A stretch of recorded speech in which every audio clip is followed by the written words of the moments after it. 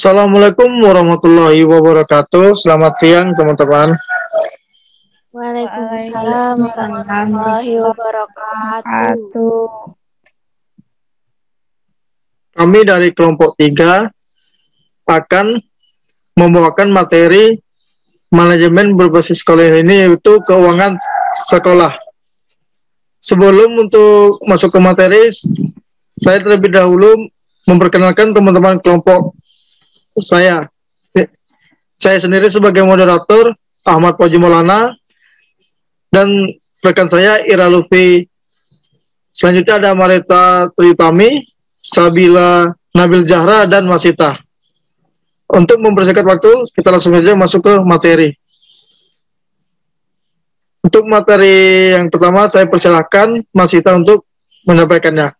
Saya persilahkan.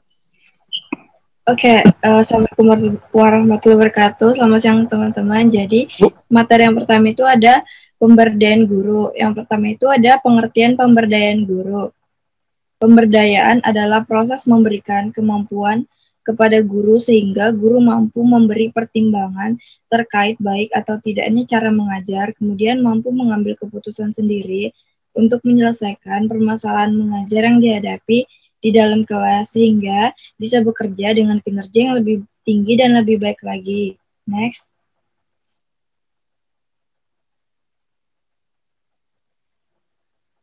Selanjutnya itu langkah-langkah dalam pemberdayaan guru itu ada 5 poin. Yang pertama itu menulis jurnal mengajar, yang kedua diskusi jurnal mengajar, yang ketiga menganalisa kejadian paling penting saat mengajar, kolaborasi teman sejawat, dan membentuk lokakarya dan konferensi. Yang pertama itu menulis jurnal mengajar. Dengan menulis jurnal mengajar, guru mampu memeriksa dengan rinci kenapa sebuah pembelajaran dengan materi tertentu di kelas ada yang sukses dan ada yang tidak. Kemudian, diskusi jurnal mengajar. Diskusi jurnal mengajar akan sangat membantu para guru muda yang masih kurang akan pengalaman mengajar dengan diskusi jurnal bersama guru yang sudah lebih dulu berpengalaman. Ini akan membantu guru memperoleh wawasan tentang cara mengajar, sehingga mampu meningkatkan kualitas mereka dalam proses belajar mengajar. Kemudian menganalisa kejadian penting saat mengajar. Kejadian yang tidak diharapkan dan terjadi di dalam kelas perlu dianalisa. Untuk itu, guru perlu menuliskan bagaimana kejadian itu bisa terjadi dan kenapa bisa terjadi. Kemudian, guru ke depannya bisa membuat kejadian tersebut dan memikirkan sejenak lalu melakukan refleksi terhadap cara mengajar yang guru tersebut lakukan. Kemudian yang keempat ada kolaborasi teman sejawat. Kegiatan ini bisa dilakukan dengan mengajari sesama guru dan melatih sesama guru. Kedua kegiatan ini mampu meningkatkan aspek pengajaran yang dilakukan guru per mentoring. Guru baru dipasangkan dengan guru yang sudah berpengalaman. Tujuan dari kegiatan per-mentoring ini adalah untuk memperkuat kemampuan guru mengajar. Kemudian, yang kelima ada membentuk kelompok belajar guru. Kelompok belajar guru ini hampir mirip dengan musyawarah guru mata pelajaran. Hanya saja, kelompok belajar guru ini bersifat lebih informal dengan cakupan yang lebih kecil dibandingkan dengan musyawarah guru mata pelajaran.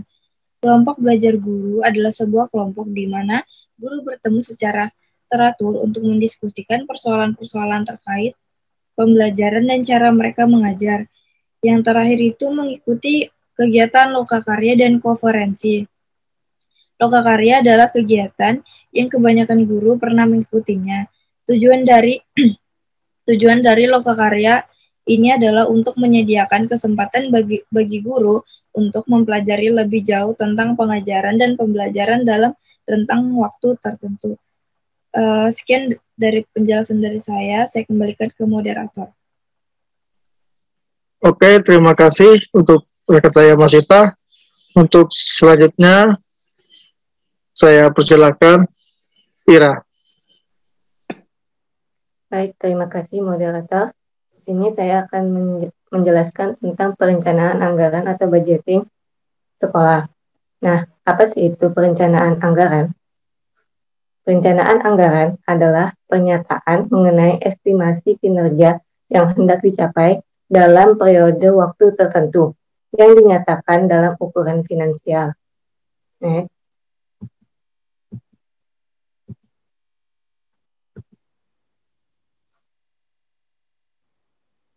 Nah, di sini ada perencanaan keuangan sekolah dalam pemerintah sarana prasarana pendidikan di SD. Namun sebelum masuk ke situ, saya menjelaskan terlebih dahulu RAPBS dan juga RKAS. Perencanaan anggaran untuk pemenuhan sarana dan prasarana akan ditetapkan dalam rencana anggaran pendapatan dan belanja sekolah atau yang sering disebut dengan RAPBS. Menurut VIA, tahun 2019 menuturkan bahwa biasanya di sekolah kami mengidentifikasi sumber dana bagi sekolah sebelum menyusun RAPBS. Penentuan alokasi anggaran perlu mempertimbangkan urgensi kebutuhan kegiatannya.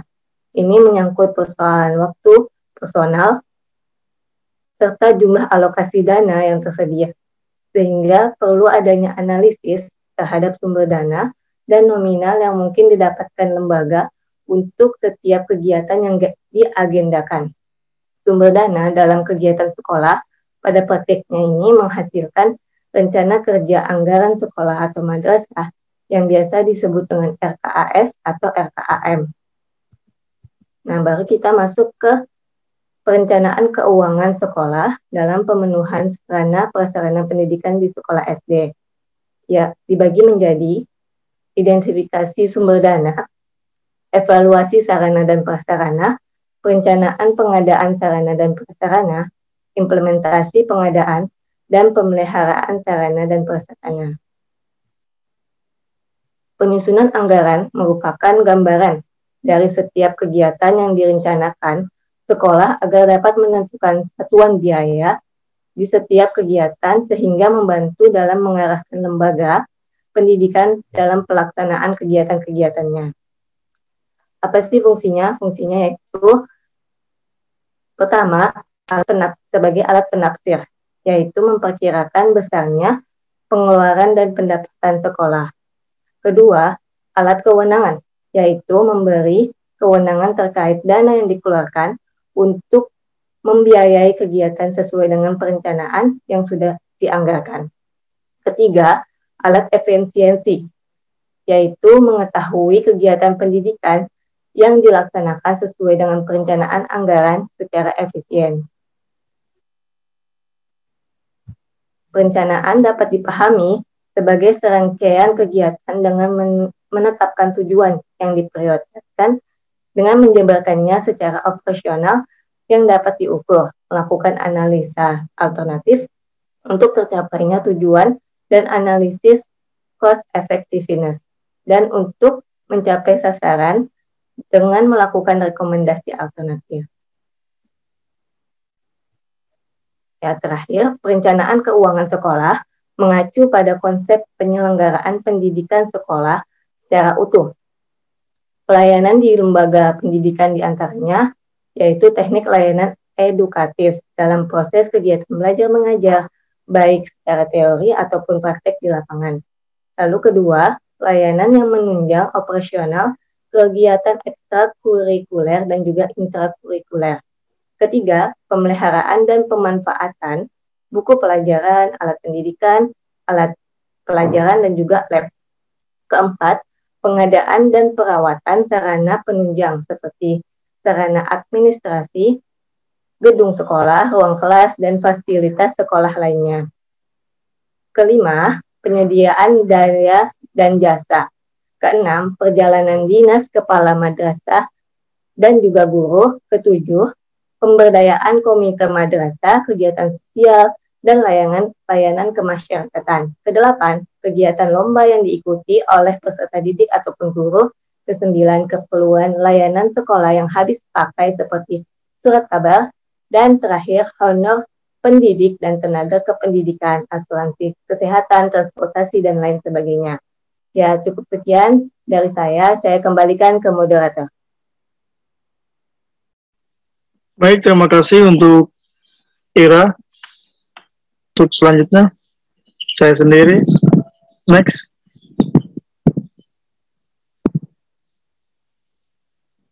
Oke. Selanjutnya itu adalah penyerapan anggaran sekolah. Penyerapan anggaran dalam artian perencanaan yang telah ditentukan melalui RAPBS dilaksanakan sesuai SOP yang ada di sekolah. Apabila ada anggaran eh, yang mau dikeluarkan, maka diperlukan persetujuan dari pemimpin. Apabila berkaitan dengan sarana dan prasarana, maka harus berhubungan dengan penanggung jawab sarana dan prasarana di sekolah tersebut. Next.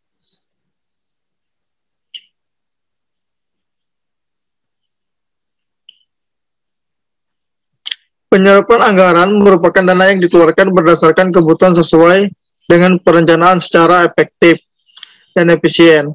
Setiap pengeluaran harus dibukukan dan bendahara bertanggung jawab dalam melakukan pembukuan sesuai pengeluaran waktu dan anggaran.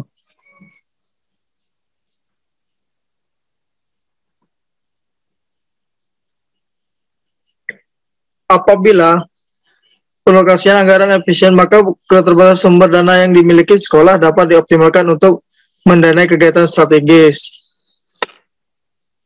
Penyerapan anggaran ini harus mendapatkan perhatian serius dari semua pihak, utamanya bendahara.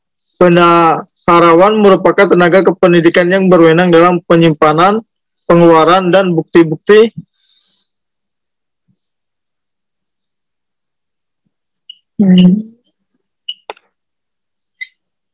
Oke, itu penyampaian dari saya. Untuk selanjutnya, saya persilahkan Mareta. Baik, terima kasih moderator. Di sini saya akan menjelaskan pembukaan atau keuangan sekolah. Jadi, pembukuan keuangan sekolah akan memudahkan pengadministrasian pembuatan laporan berhubungan dengan sarana dan prasarana pendidikan dan pencatatan barang perlengkapan yang dimiliki sekolah agar terkontrol dan terawasi secara rinci, sehingga memudahkan untuk kebutuhan seperti pelaporan sarana dan prasarana pendidikan. Next.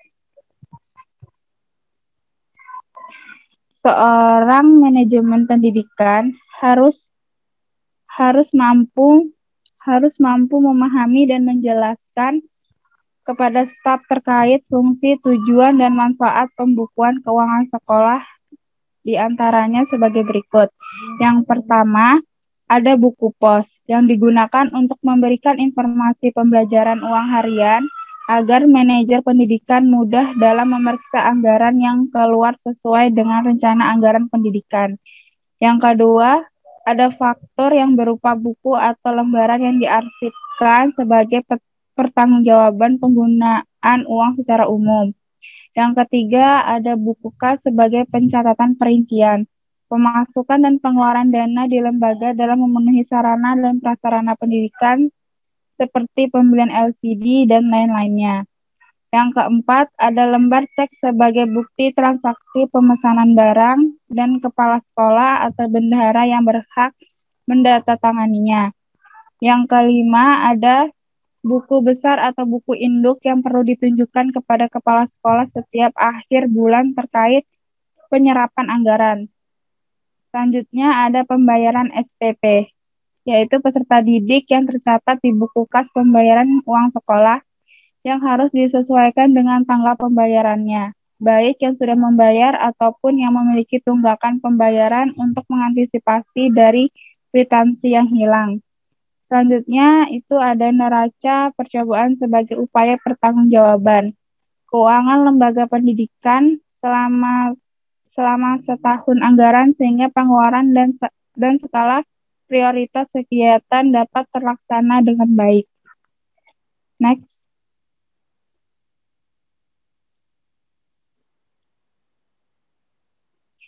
Jadi dalam hal pembukuan keuangan sekolah, ini bisa dikatakan susah-susah gampang.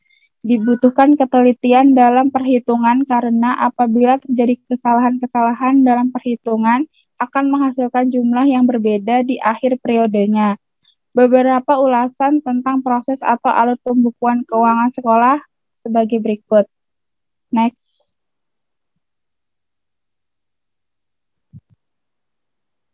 Yang pertama, di sini ada peraturan terkait pengelolaan keuangan. Sesuai dengan peraturan yang berlaku, baik orang atau badan yang menerima, menyimpan, dan juga membawa surat-surat berharga milik negara wajib membuat catatan. Next.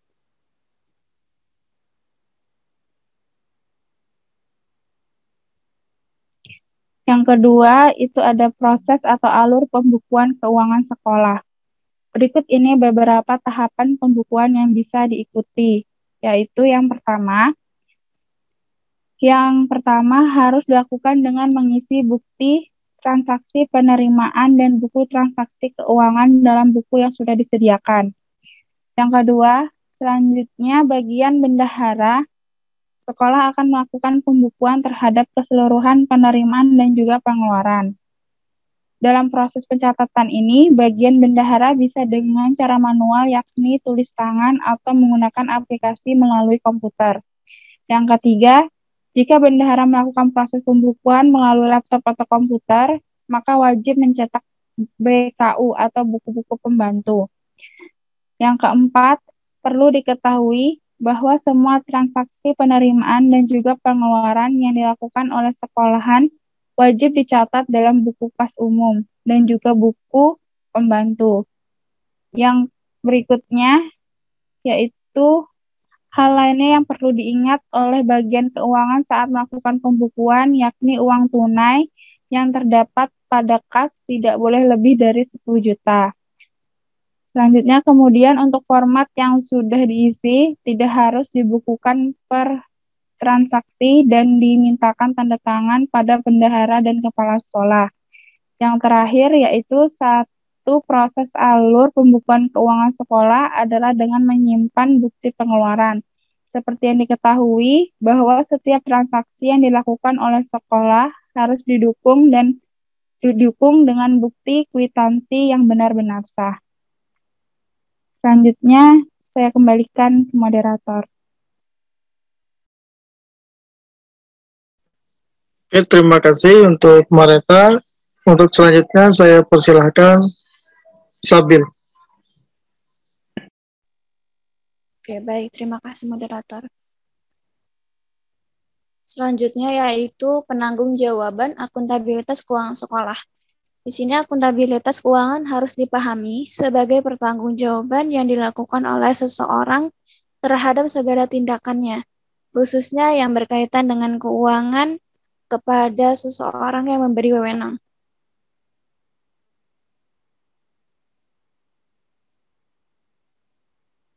Selanjutnya di sini sebagai contoh penerapannya, pertanggungjawaban keuangan sekolah dalam pemenuhan sarana dan prasarana pendidikan ada di buku kas harian yang dibuat oleh bendahara sekolah, buku kontrol keuangan yang disampaikan kepada sekolah dan stakeholder pada saat rapat bulanan, triwulan, dan akhir tahun.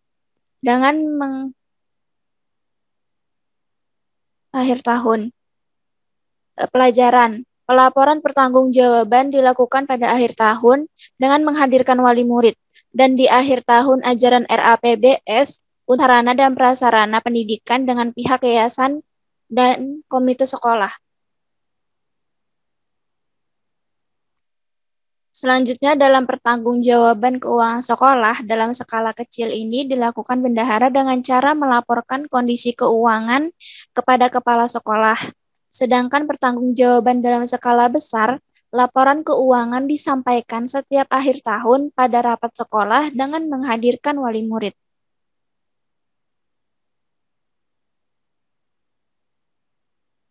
Lalu dapat dipahami akuntabilitas kemampuan dalam memberikan informasi, penjelasan, pertanggungjawaban kinerja kepada pihak-pihak yang berkepentingan.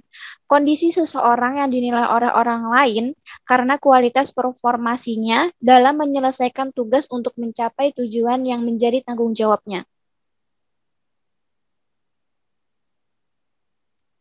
Lalu di sini ada 3 pilar yang menjadi prasyarat terbangunnya akuntabilitas, yaitu yang pertama, Nomor 1, transparansi para penyelenggara sekolah melalui pelibatan terhadap berbagai komponen dalam pendidikan. Lalu yang kedua, di sini adanya standar kinerja di setiap institusi yang dapat diukur dalam melaksanakan tugas, fungsi, dan wewenangnya. Lalu ada yang ketiga, adanya partisipasi untuk menciptakan suasana kondusif dalam menciptakan pelayanan yang prima dan pelayanan yang cepat. Oke, sekian dari saya kembalikan kepada moderator. Oke, baik, terima kasih untuk Sabila Nabigara. Oke, sekian. Sebelum saya akhiri, saya menyimpulkan dulu materi yang telah kami sampaikan. Manajemen keuangan sekolah suatu tindakan mengatur keuangan sekolah agar berjalan dengan baik. Manajemen keuangan ini juga bertujuan untuk meminimalisir penyelewengan dana, mengetahui pembukuan dana yang masuk dan keluar. Manajemen keuangan ini juga harus transparan sehingga akan dipercaya semua pihak. Selain transparan, manajemen juga harus efektif dan efisien sehingga dapat mengelola dana dengan benar tanpa ada kesalahan. Karena setiap kegiatan yang dilakukan harus dipertanggungjawabkan kepada sumber dana tersebut. Baik, itulah materi yang kami sampaikan. Kurang lebihnya kami mohon maaf. Wabillahi taufiq wal hidayah. Wassalamualaikum warahmatullahi wabarakatuh. Waalaikumsalam Waalaikumsalam warahmatullahi wabarakatuh.